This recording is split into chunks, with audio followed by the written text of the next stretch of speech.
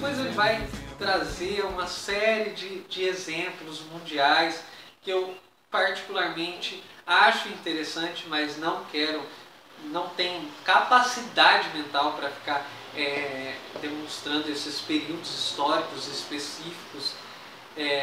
Então eu gostaria de ficar muito preso e apegado e bem quietinho mesmo no texto, né? Então ele vai dizer o seguinte, que a política em si, ela se aproxima muito de uma empresa. Então a empresa política dirigida por partidos não passa, em verdade, de uma empresa de interesse, né? Aí ele vai dizer, o verdadeiro funcionário, e essa observação é decisiva para o julgamento do nosso antigo regime, não deve fazer política exatamente devido à sua vocação.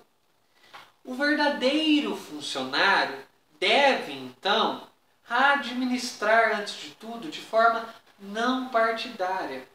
Esse imperativo aplica-se igualmente aos ditos funcionários políticos, ao menos oficialmente, na medida em que a razão de Estado, isso é, os interesses vitais de ordem estabelecida não estão em jogo. Ele deve desempenhar sua missão sem ressentimento e sem preconceito. Não deve, em consequência, fazer o que o homem político, seja o chefe, sejam os seguidores, está compelido a fazer incessantemente e necessariamente. Isso é, combater. Quem combate é o chefe. Quem combate é o carismático. Quem combate é o demagogo. Quem combate é o profeta. Quem combate é aquele que tem a vocação. Com efeito, tomar partido, lutar, apaixonar-se, esse sim deve tomar partido, lutar, apaixonar-se, são características do homem político. E, antes de tudo, do chefe político. A atividade deste último, do funcionário, está subordinada a um princípio de responsabilidade totalmente estranho e ao mesmo oposto ao que norteia o funcionário. A honra do funcionário reside em sua capacidade de executar conscienciosamente uma ordem sob a responsabilidade de uma autoridade superior, ainda que desprezando a advertência, ela se obstine a seguir uma falsa via. Ou seja, o funcionário deve executar essa ordem como se ela correspondesse às suas próprias convicções.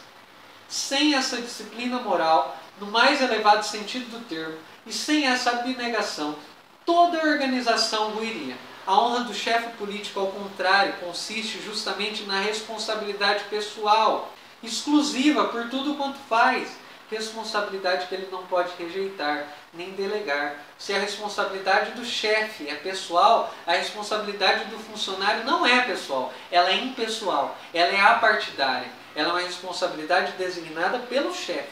Então, ora, os funcionários que têm visão moralmente elevada de suas funções são necessariamente maus políticos. Se ele quer colocar o dedo dele ali, ele não é funcionário, entendeu? Ele não vai ser um bom chefe político, porque o chefe político tem que ter disciplina e saber obedecer às hierarquias. Não se dispõe com efeito a assumir a responsabilidade no sentido de político do termo. E desse ponto de vista, são consequentemente políticos moralmente inferiores. Eu vou comentar esse trecho aqui. Então ele fala assim, bem, antes de tudo, então, por que alguém gostaria de ser político? Primeiramente, ele diz, as pessoas gostariam de ser político porque a política em si concede o sentimento de poder.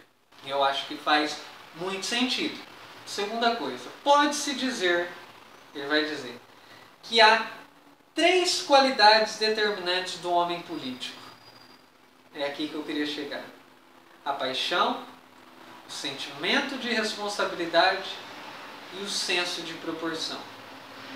A paixão, o sentimento de responsabilidade e o senso de proporção. Com efeito, a paixão apenas, por sincera que seja, não basta. Não basta você ser simplesmente apaixonado por aquilo que faz. Paixão sem senso de responsabilidade Pode gerar malefícios gigantescos. Então, ele vai dizer como é possível fazer conviverem ao mesmo indivíduo a paixão que arde e o frio do senso de proporção. O que ele está tratando basicamente aqui, ele está tratando para a gente uma ideia da ética de responsabilidade com a ética de convicção. O bom político é aquele que consegue equilibrar a ética da responsabilidade com a ética da convicção. Ele consegue equilibrar a sua paixão, a sua visão de mundo, o seu desejo, a sua visão política, aquilo que o norteia enquanto ethos, enquanto aquilo que dá sentido à sua existência, à sua forma de existir, de fazer política, com o senso de responsabilidade. Ele vai dizer, o político ele tem que lidar com uma coisa que a todo instante bate a porta dele. Que ele diz, há um inimigo vulgar, muito humano, que o homem político deve dominar a cada dia e a cada hora. A muito comum vaidade. Ela é inimiga mortal de qualquer devoção à causa, inimiga do reconhecimento, e no caso, do afastamento de si mesmo. Quando você vê um político que está disposto a passar por cima de todo mundo para que a sua visão, para que o seu modelo seja colocado, o que você tem é um político que se perdeu, que se entregou, que se debruçou, que se ajoelhou, que se prostrou diante de um sentimento, diante de algo que é muito real ao homem, que é a vaidade. Ele diz, nos evangelhos, diz que todo pecado seria perdoado, mas um pecado não é perdoado, que é pecar contra o Espírito Santo. A vaidade é o pecado contra o Espírito Santo da política. O pecado contra o Espírito Santo de sua vocação consiste em desejo de poder. Poder o quê? Sem qualquer objetivo. Em vez de se colocar exclusivamente ao serviço de uma causa, não consegue passar de pretexto de exaltação pessoal. Ele vai dizer, não defender causa alguma e não ter sentimento de responsabilidade. É basicamente o seguinte, gente. Você pode ter uma causa errada. Você pode ter um fim, uma finalidade para o poder que você está querendo errar. Sacanagem, ainda mais politicamente falando. É fracassado. Você pode não dar certo nas suas intenções, mas não ter intenção é melhor ter um caminho errado, e é melhor errar no caminho do que não fazer nada, do que ficar parado. É basicamente isso que Weber está dizendo para a gente. O sentimento de o pecado contra o Espírito Santo é simplesmente você pegar a política e fazer ela simplesmente para manter o poder a pretexto de satisfação pessoal. Ou seja, é você ficar inerte, mergulhado no barril da vaidade. Ele vai dizer, seja qual for o caso, uma crença qualquer é sempre necessária, pois caso contrário, ninguém pode negá-lo.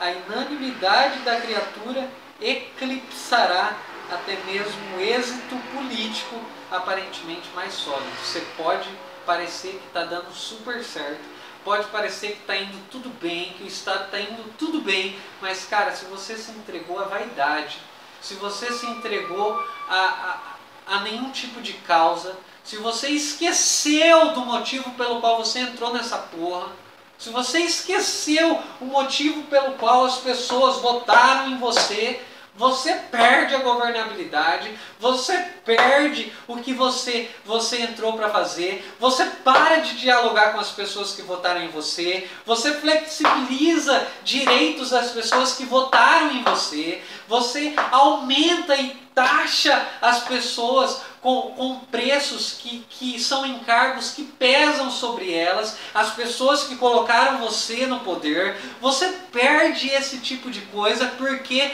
você se entrega à vaidade, você se entrega às suas visões de mundo, você se entrega às suas causas e você não consegue fazer o balanceio, o balancete entre a ética da convicção e a ética da responsabilidade. Por isso você não se torna um bom político e você é impeachmentado, você é jogado fora, você tem sua cabeça cortada, você entra para a história do Brasil como alguém que não conseguiu terminar o governo. É basicamente isso, gente.